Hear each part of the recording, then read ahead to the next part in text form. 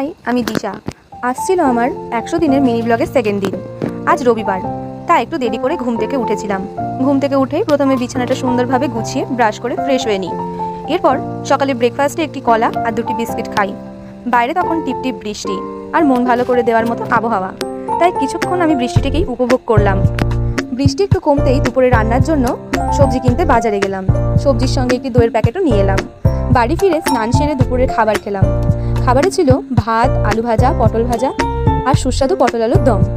খাবার শেষে দুপুরবেলায় আমি একটি লেবুও খেয়ে নিলাম। বিকেলে বৃষ্টি ভেজা ওয়েদার, আর চা খাবো না তাই কখনো হয়, তাই রুমমেটকে নিয়েই বেরিয়ে পড়লাম চায়ের উদ্দেশ্যে।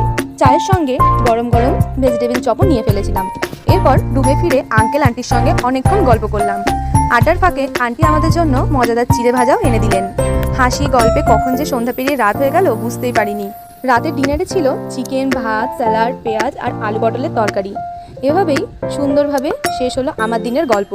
এটুকুই আজকে day 2 of 100 days mini blog. আবারও দেখা হবে আগামীকালের নতুন ব্লগে। ততক্ষণ পর্যন্ত সবাই ভালো থেকো, সুস্থ থেকো, আর আমার ভিডিওটি ভালো লাগলে লাইক, কমেন্ট, শেয়ার করে আমার পাশে থেকো।